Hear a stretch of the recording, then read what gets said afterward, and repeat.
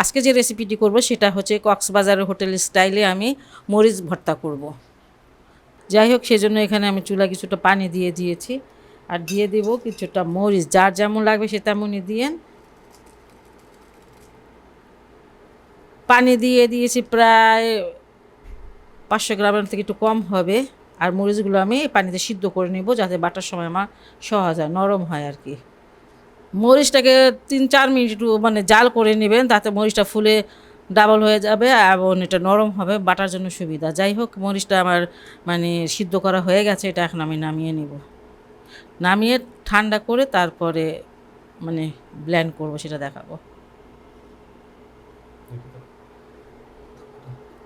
মরিচগুলো ঠান্ডা হওয়ার পরে হয়তো বাটা পুরো বেটে নেবেন, না হয় ব্লেন্ড করে নেবেন। আমি ব্লেন্ড করে নেব। হ্যাঁ, মরিচগুলো ঠান্ডা হয়ে গেছে। আর যে যতটুকু বানাবেন সেই হিসাবে নিয়েন মরিচ, রসুন। আর এখানে আমি একটা বড় মানে বড় রসুনগুলো হয় না, যে বড় বড় কোয়া, সেগুলো একটা আনাম নিয়ে নিয়েছি। মানে একটা আনাম না, একটা আস্ত নিয়ে নিয়েছি। এখানে বড় সাইজের 2টা পেঁয়াজ নিয়ে নিয়েছি, মানে দেশি পেঁয়াজ যা হয় আর কি। আর আমি এখন এটাকে ব্লেন্ড করে নিব। ফ্রাই প্যানে আমি কিছুটা তেল দিয়েছি। আমি যেভাবে এটা বেটে নিয়েছি দেখেন, এটা কিন্তু আপনারা এইভাবেও খেতে পারেন ইচ্ছা করলে। আর ভেজে নিব, ভেজে নিলে হয় কি এটা রেখে খেতে খাওয়া যায়, আর রসুনের পেঁয়াজটা যে কাঁচা গন্ধ সেটাও চলে যাবে। আমি একটু বেশি তেল দিয়ে ভাজবো যাতে এটা মানে ভাজা একটু ভেজে নিলে হয় কি এটা আপনি অনেক দিন ধরে খেতে পারবেন। এয়ার টাইট কোনো বক্সে রেখে মানে নর্মাল ফ্রিজে যদি রেখে দেন তাহলে বেশ কয়েকদিন খাওয়া যায়। আর তেলের মধ্যে থাকলে আর নষ্ট হয় না। এটা সরিষার তেল। আমি কিন্তু লবণ দিয়ে দেই, কিছু স্বাদ মতো লবণ দিয়ে দিলাম। আপনারা যদি কেউ না ভাজেন তাহলে আপনারা দেশি রসুনটা যে হয় ছোট ছোট, সেই রসুনটা দিয়ে করবেন, কারণ এই রসুনটা প্রচুর মানে গন্ধ হয়। এই মরিচ বাটাটাকে আমি প্রায় 5 মিনিট ভেজে নিলাম। আর একটু পানি দিয়েছিলাম যখন আমি এটা ব্লেন্ড করেছি, তখন সেই পানিটা শুকিয়ে নিলাম। যাই হোক, কাঁচা গন্ধটাও নেই। খুবই সহজ একটা রেসিপি, মজাদার সেটা আমি বলবো না, যে যদি অনেক অনেক পছন্দ করেন, অনেকে আবার খান না তো ঝাল। আজকে আমি যে রেসিপিটা করব সেটা হচ্ছে ভর্তালারা। প্যানে আমি পরিমাণ মতো তেল দিয়ে দিয়েছি। এখানে মেজারমেন্ট কাপের 1 কাপ পেঁয়াজ কুচি আর 4টা দেশি রসুন আছে, সেটা আমি দিয়ে দিলাম। এখন আমি পেঁয়াজ আর রসুনটা হালকা ভেজে নিব।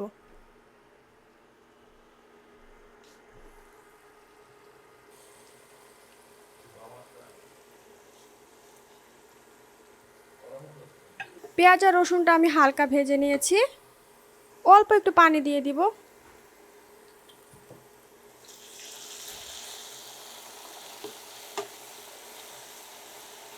পানি দিয়েছি যাতে পেঁয়াজ আর রসুনটা পুড়ে না যায়।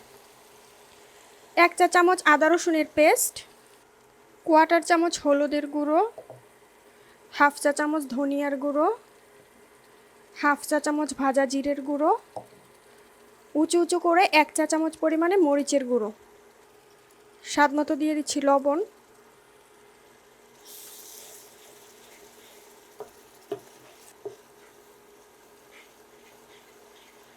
সামান্য একটু পানি দিয়ে দিব। এখন আমি এই মশলাটা 4 থেকে 5 মিনিট খুব ভালোভাবে কষিয়ে নিব।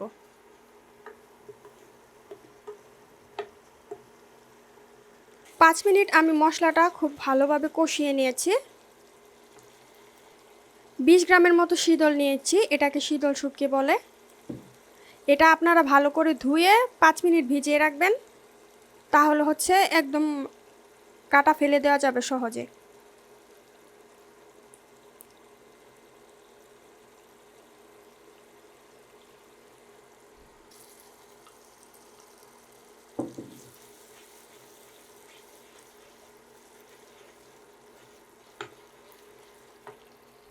কিছুটা চিংড়ি মাছ নিয়েছি, এটা আমি ধুয়ে কেটে রকটা ফেলে নিয়েছি। যে কোনো মাছ দিয়ে করা যাবে। যদি মাছ দিয়ে করেন তাহলে হচ্ছে মাছের পিসেসটা একটু ছোট করে নেবেন।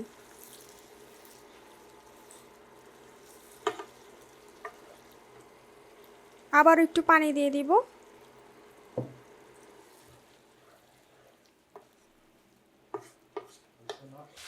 এ পর্যায়ে আমি ঢাকনা দিয়ে ঢেকে দিব, ঢেকে এটাকে 3 থেকে 4 মিনিট আর একটু কষিয়ে নিব। 5 মিনিট পর আমি চলে আসলাম।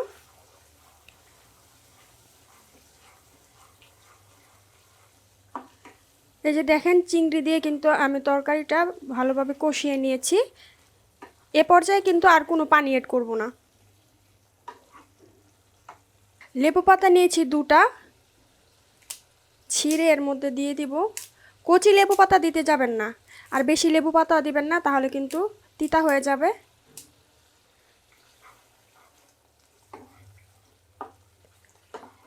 এ পর্যায়ে আমি চুলার আঁচটা মিডিয়াম করে দিব। লেবু পাতাটা দিয়ে 2 মিনিট আমি এই ভর্তা লাড়াটাকে একটু নেড়ে চেড়ে নিব, যাতে করে লেবু পাতার ফ্লেভারটা পুরো ভর্তাতে ছড়িয়ে পড়ে। 2 মিনিট আগে লেবু পাতাটা দিবেন, বেশি আগে দিতে যাবেন না।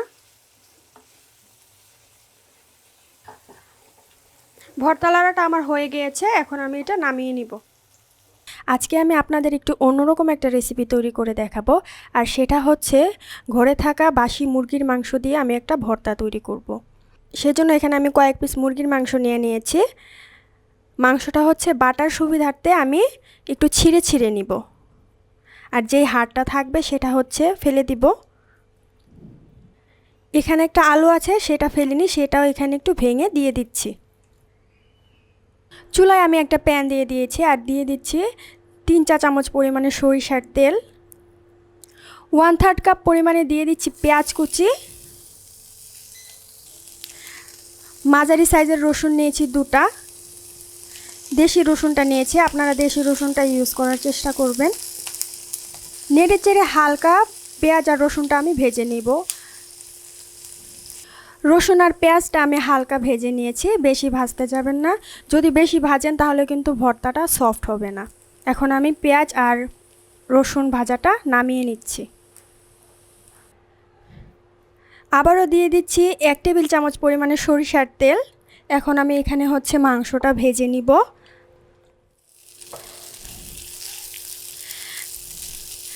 বাসায় আমি এই ভর্তাটা বানিয়েছি, মা খেয়ে বলেছে যে মাশাআল্লাহ খুব ভালো হয়েছে, তুমি এটা দেখিয়ে দাও, সেজন্য আপনাদের সাথে শেয়ার করছি।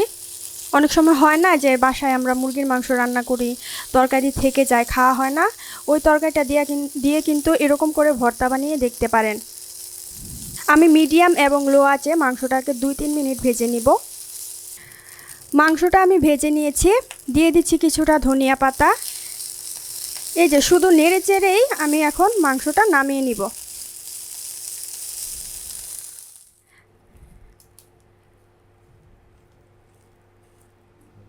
পাটায় আমি 4টা মরিচ দিয়ে দিচ্ছি, আর মরিচটা আমি ভেজে নিয়েছি। মরিচটা প্রথমে আমি একটু শিল দিয়ে বেটে নিচ্ছি।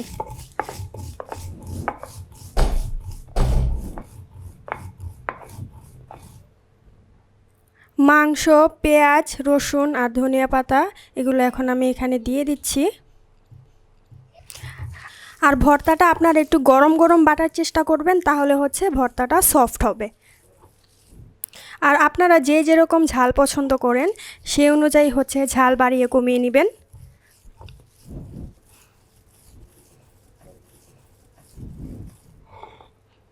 দিয়ে দিচ্ছি সামান্য পরিমাণে লবণ।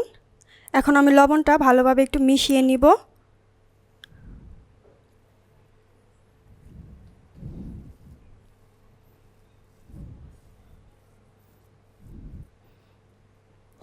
মাখিয়ে নিয়েছি, এখন আমি এটা আরও একবার বেটে নিব। একটু কষ্টের কাজ, কিন্তু খেতে কিন্তু অনেক মজাদার এই ভর্তাটা। আপনারা যখন বাসায় ট্রাই করবেন তখনই বুঝতে পারবেন।